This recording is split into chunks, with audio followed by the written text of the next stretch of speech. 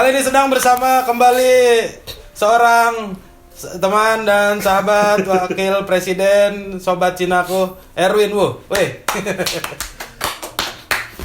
Menurut lu, jangan lupa beli tiket garis bawah Jakarta. Mending promo di awal, takutnya di skip itu. Bener gak?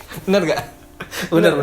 Jangan lupa teman-teman beli tiket garis bawah Jakarta yang akan diselenggarakan di Usmar Ismail tanggal 19 November. Tiket bisa dibeli di bit.ly/garisbawah-Jakarta. Oke, ntar ada di kolom deskripsi. Dah. Ya, ditulis. Terima kasih teman-teman yang sudah ngobrol dulu.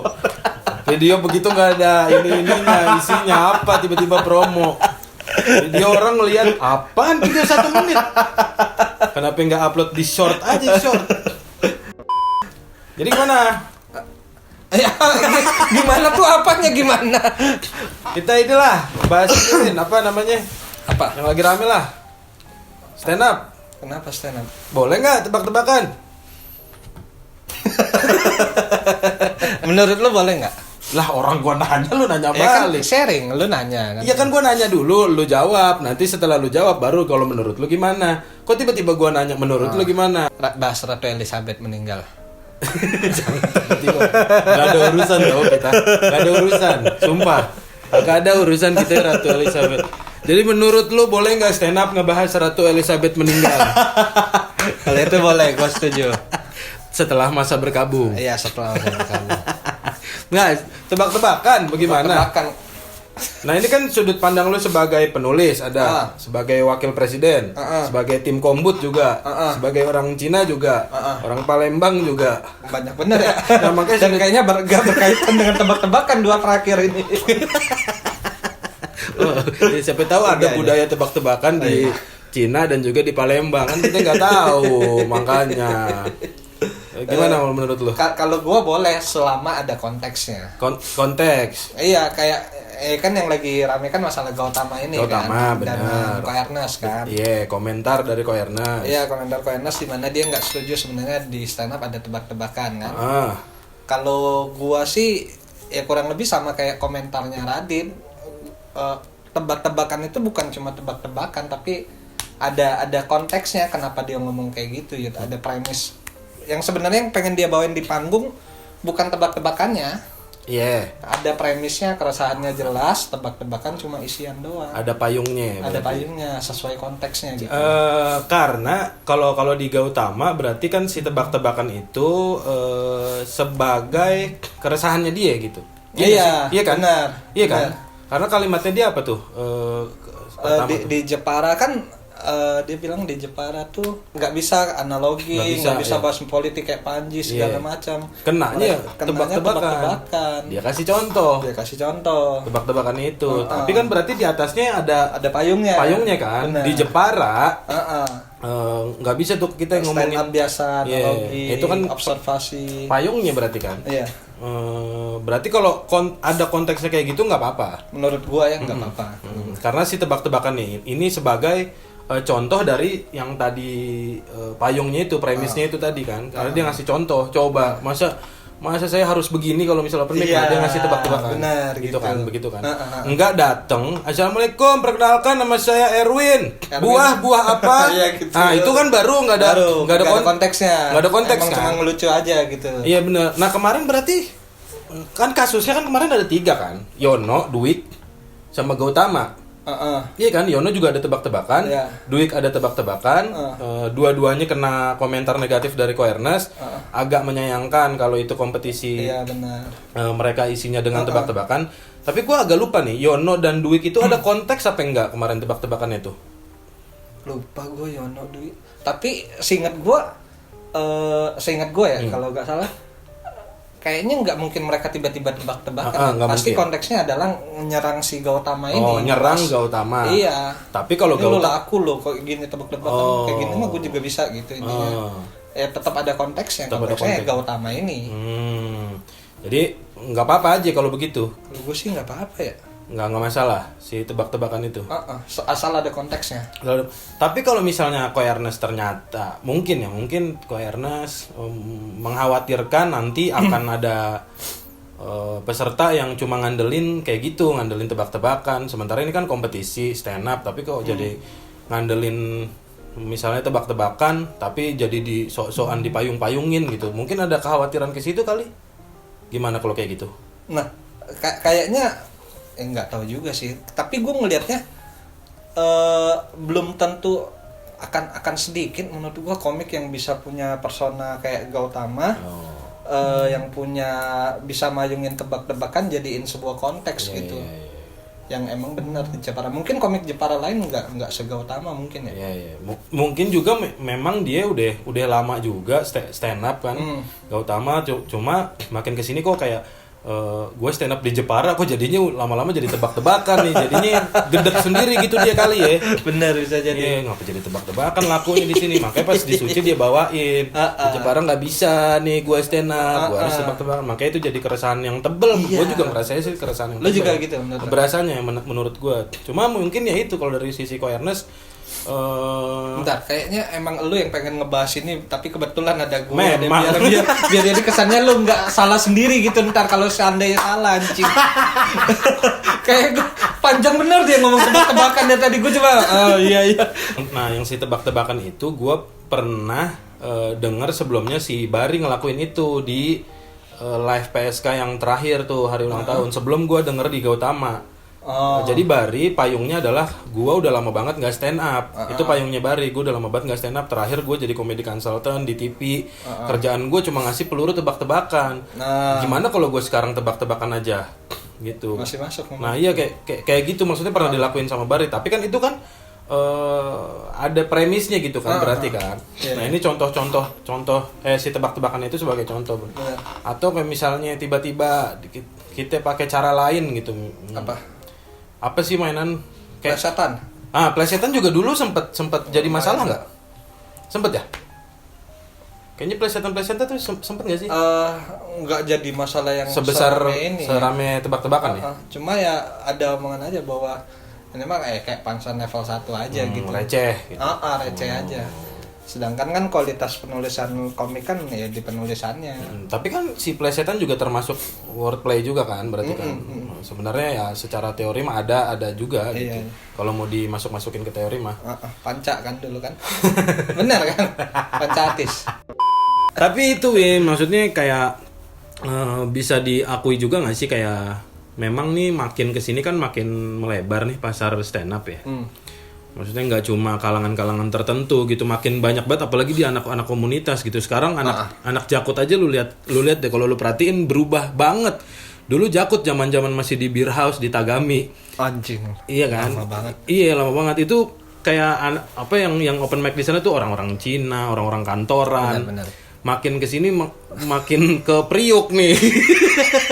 Iya lagi. Makin ke Priuk. Benar. Iya kan? Benar. Makin premis-premisnya yang udah mulai orang susah, gua duda, gua orang miskin. Iya benar banget lagi. Makin. Tapi nggak cuma di Jakut, di semuanya. Iya. Tapi kan Jakut komunitas gua kan. Benar. Iya, karena gua ngambil case-nya di situ di komunitas gua sendiri. Iya, makin ke situ tuh berarti kan makin melebar. Benar.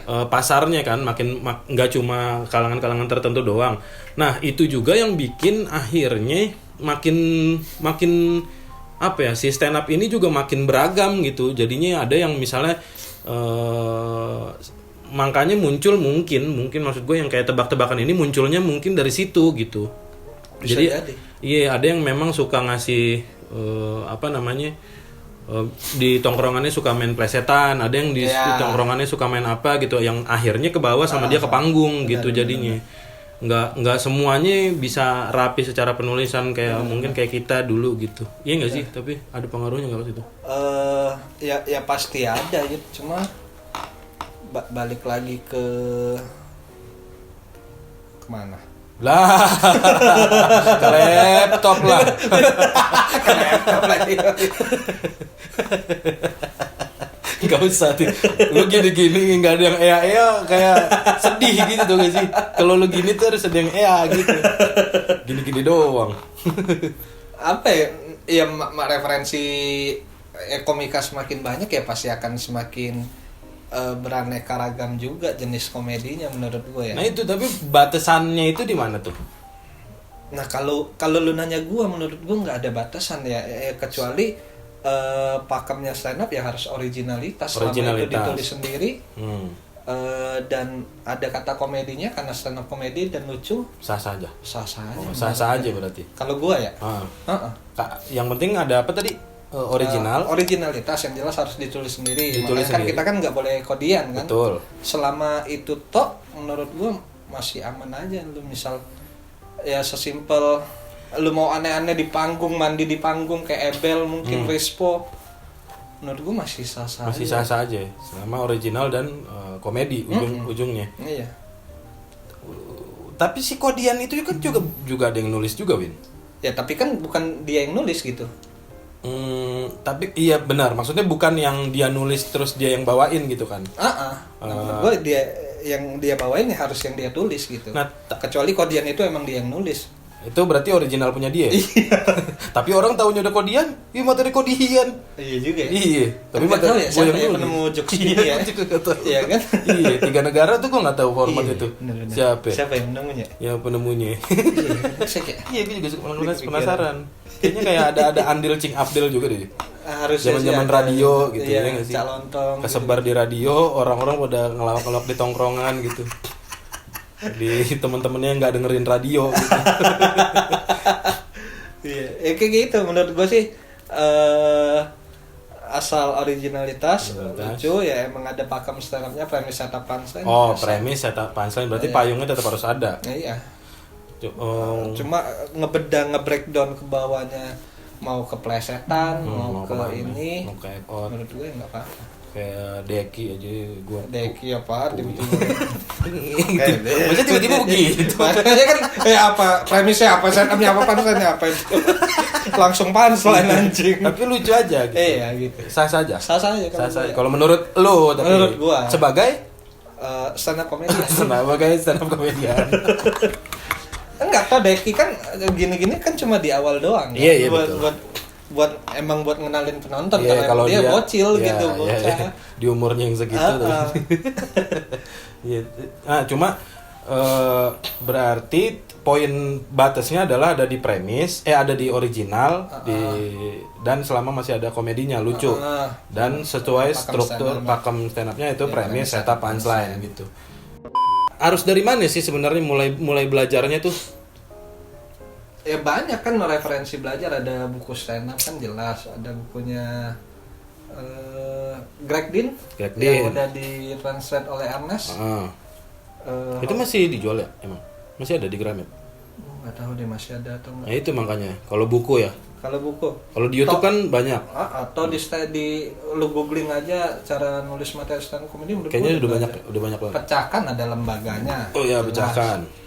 Radit kayaknya lumayan sering bikin kelas juga, nulis materi stand up. Ya banyak cara untuk belajar, tapi kan ya yang paling murah adalah berkomunitas. Paling murah. Paling murah. Paling murah dan ya benar kan? Iya kan? Modal es teh manis ya. Iya. Modal jajan. Dapat ilmu premis apa, setup apa, punchline apa. Belajarnya bisa di situ sebenarnya. Nah, beda. Cuma kadang kesulitannya komik-komik baru tuh ada kayak agak segen untuk ke komik yang lebih senior gitu, Win. Buat nanya. Kemarin tuh gua kayak ke Jakut, kenapa, apa sih kendalanya gitu, kenapa lu kok kayaknya nulis materinya nggak berkembang gitu dari minggu ke minggu. Ya karena kita segen bang, mau nanya ke siapa gitu, ke yang lebih senior tuh agak canggung nanyanya gitu. Kayaknya ada, kalau di Jakut ya, ini case-nya kalau di komunitas gua gitu. Nah, kayaknya ini sih nggak terlalu berlaku di Jakbar ya, cuma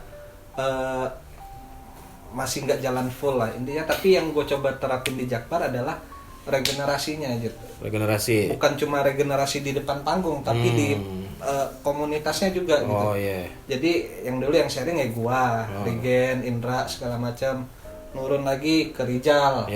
Rijal nurun lagi ke Wahyu Mangai. Jadi sekarang tuh yang sharing udah ke bukan anak lu. baru bukan gua, bukan Rijal lagi, udah urusannya Wahyu Mangai gitu. Oh, iya itu mungkin yang keputus di beberapa komunitas kayaknya. Nah, jadinya komik baru nggak segan dong sama Wahyu. Betul. Ngapain segan gitu. Ya mungkin ke Regen segan lah, mungkin ke Indra nggak enak gitu. Ya ke Wahyu kemana kan harusnya enggak gitu. Bang yang bener bang, maksudnya saya belajar ke Wahyu gitu. Kalau ada yang begitu gimana? Saya maunya belajar sama Ko Erwin gitu. Ya kalau gue bisa ya gue aja. Oh, kalau bisa sebenarnya bukan berarti. Dulu kan ada kita, sekarang sih lagi stop sih. Dulu ada sharing rutin gitu. Nah, kadang ganti-gantian, kadang kalau gue bisa gue yang ngisi sharingnya. Tetap ngebimbing lah. Ngebimbing gitu sekali-sekali. Gitu. Kalau berkomunitas ya. Iya. Lu dari tahun berapa ya berarti ya? 2012. Jakbar 2012. Jakbar 2012. Gue yang bikin. Kaskus? Sama gue nggak tahu nih arah lu mau kemana. Enggak kemana-mana, gue cuma nanya doang. Jadi awal stand up gue di stand up Kaskus. Iya, berarti tahun berapa itu? Anggota 2012 bulan Juni. Oh Juni. Nah ketemu Aprizal tuh. Ya Apri. Manajer itu dari Canan sekarang. Okay. Akhirnya ketemu dia di satu lomba stand up, ngobrol tempat tinggal. Oh dekat ternyata di Binus, tinggal gue dulu masih ngekos di Binus. Kita bikin stand up Jakbar aja yuk. Udah bikin. Founder Jakbar kita berdua. Kaskus lu tinggal. Kaskus gue tinggal. Terus sekarang tuh berarti emang udah 10 tahun stand up kan? 12. Iya 10 tahun jalan 11. Anjing lama banget ya. Sekarang berarti ini mau bikin garis bawah. Yang ketiga. Spesial ketiga. Tanggal 19 November di Usmar. Di Usmar Ismail. Berarti Alinea HMI dulu. HMI Alinea garis bawah. Berarti mulai yang berbau-bau penulisan tuh di show kedua. Iya. Kalau di show satu kan film banget kan itu. Oh film Jackie Chan. HMI. Iya benar. Kan berbau penulisan. Anjing. Alinea sekarang garis bawah. Kenapa harus bau-baunya penulisan begitu? Karena emang kerjaan sekarang jadi penulis, emang branding aja bahwa. Oh branding. Makanya pengen nyari judul yang penulis soal berbau penulisan lah gitu. Abis ini kayaknya titik koma. Aku cantik siapa yang punya? Tadi ada premisnya gitu. Gak ada. Pantun aja lu. Nggak ada premisnya. Ice breaking. Udah pantun kodian lagi. Double itu dosa lu. Udah pantun kodian nggak ada premisnya.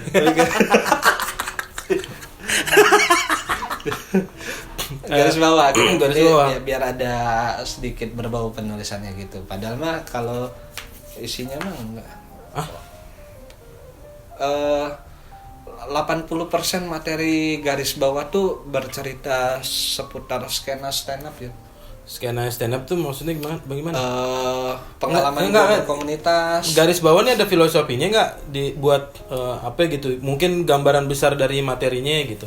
Nggak ada. Sebenarnya garis bawah gue ambil murni karena ada unsur penulisannya.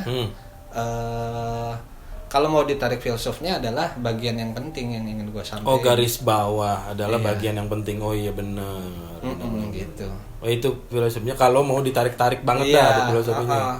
Sebenarnya kalau judul ya emang gue pengen namanya ini aja gitu. Oh iya ya garis bawah tuh ini ya. Ya kan kita kalau mau nandain sesuatu yang penting kan garis bawah kan. Oh salah mengira saya. Lu ngira apa? Lu tahu di buku Sidu gak? Kenapa buku Sidu? Buku tulis. Gue pikir tuh lu garis yang paling bawah gitu. Garis bawah tuh garis yang bawah itu. Salah loh saya mengira. Bukan itu. Oh bukan. Oh jadi ini sesuatu yang penting pengen lu sampaikan. Iya, dan kurang lebih banyak kan bercerita di skena stand up gitu, ngebahas Panji, Comika Manajemen, ngebahas circle pertemanan gue di stand up, karir. Apa berarti poin-poin penting yang pengen dibahasnya itu apa? Poin intinya lah gitu. Kalau kayak gue kan mesti ngapain nih karena bingung mau ngapain lagi di skena stand up ini gitu. Bukan juga. Oh bukan. Kenapa di skena stand up kan lu yang skena stand up mah. Gue mah bukan, jangan dicampur-campurin dong urusan gue. Ya terus mau mesti ngapain itu apa? Dalam hidup. Mesti ngapain di dalam hidup? Dalam hidup. Ya kan lu kan berkarir jadi stand up comedy. Betul. Mesti ngapain lagi gue? Mesti beli tiketnya juga 26 November. Promo seminggu juga. Setelah gua. Seminggu setelah. Sebenarnya gue pengennya di tanggal 19 November karena gue sama kayak Popon, gue tuh seneng ngerayain sesuatu yang deket sama gue. Nah 19 salah. Ulang tahun bini gue tanggal berapa ya? 19, bener. 19 November itu ulang tahun bini gue. Pas gue lihat, waduh, Erwin ternyata udah ngerayain bini gue dulu. Emang gue sengaja. Wah, istri udah ulang tahun. Aku akan merayakannya. Gue seminggu setelahnya beli tiketnya di Comik ID. Poin pentingnya tuh apa? Kalau gue kan itu tadi. Kalau ada yang nonton dari Alinea, lebih banyak tuh cerita hidup gue aja ya. Jadi ya kayaknya dengan ya di Alinea kan cerita soal relationship gue, karir gue gimana. Di garis bawah pun kurang lebih akan sama cerita tentang pengalaman gue di stand up ini gimana gitu. Kayak cerita terusan dari show-show lu sebelumnya gitu. Iya, kurang lebih cerita pengalaman aja di stand up gimana. Salah satunya masuk yang ngebeda materi komik itu. Kenapa harus lu resahin sih materi orang tuh? Kenapa? Enggak, gue bukan sebel, berangkatnya gue nggak sebel. Justru gue iri. Oh, lu iri karena sikapnya punya beat yang cepet yang bisa langsung memikat penonton gitu. Karena lu nggak pernah punya. Gue nggak pernah punya. Makanya gue bedah. Karena gue nggak bisa bikin yang kayak gitu. Iya. Gitu ya. Iya. Berangkatnya dari iri gue. Iya. Jadi kurang lebih itulah, maksudnya apa yang pengen disampaikan ya pengen diceritain ya soal hidup, soal karir, soal ini. Sebenarnya secara umum lebih personal berarti ya. Lebih personal masih. Enggak ngebahas hal-hal yang umum. Enggak. Memang nggak punya keresahan umum lo ya. Nggak ada. Memang tidak peduli dengan sekitar ya. Dengan lingkungan, dengan keadaan negara. Kenapa kesana? Enggak, kalaupun gue peduli bisa mengubah apa gitu kan. Iya sih emang. Iya kan? Kayaknya omongan gue, misal gue keluar, gue nggak setuju BBM naik, tetap naik yang gimana gitu, gue nggak bisa apa-apa. Mending gue cari duit kerja ya bisa beli BBM gitu loh. Sangat solutif sih. Gue legowo namanya. Ya udah. BBM naik, orang lain jadi premis, gue ya udah sih. Gimana gitu? Kerja aja kenapa jadiin premis. Oke, banyak cerita ke diri sih. Yeah. Kayaknya dari WMA sampai Alinea sampai garis bawah masih ada ininya ya. Enggak berketerkaitan, tapi enggak pernah yang ngebahas observasi atau segala macam gitu kayaknya enggak. Oh iya ya. Kayaknya sama sekali enggak pernah. Capek nulis materi mikir, ini dilarin kemana lagi ya? Ya, yang deket-deket aja. Yang deket-deket aja. Yeah. Berarti itu garis bawah. Garis bawah. Enggak, jangan di. Woi. Tuh garis tangan, boleh tuh garis tangan. Garis bawah 19 November di Usmar Ismail. Tiketnya bisa dibeli di bit.ly/garisbawah-Jakarta. /garisbawah-Jakarta apa JKT? Garis bawah Jakarta. Garis bawah Jakarta. Harganya? Sekarang harga 150.000. 150.000 apa nih? Harga normal? Presale. Presale 150.000. Dan juga 26 November mesti ngapain nih? Di Teater Bulungan. Tiketnya juga. Ini udah mau closing. Udah. Gue penasaran, kenapa lu memutuskan bikin tour? Kok tiba-tiba lu? Enggak, penasaran aja. Kenapa? Biar sekalian ada obrolan dikit. Memutuskan bikin tour. Kan apa? Udah spesial kan ngegerendang. Enggak, bikin tour apa? Bikin tour. Baru bikin tour. Kenapa bikin tour? Oh, kenapa bikin tour? Bukan baru bikin tour. Enggak. Kenapa bikin tour? Karena pengen nyamperin orang-orang yang ngikutin gua. Nah, pertanyaan berikutnya, kenapa baru sekarang? Baru pede. Ya, jangan lupa ya. Nonton. Garis bawah dan mesti ngapain nih?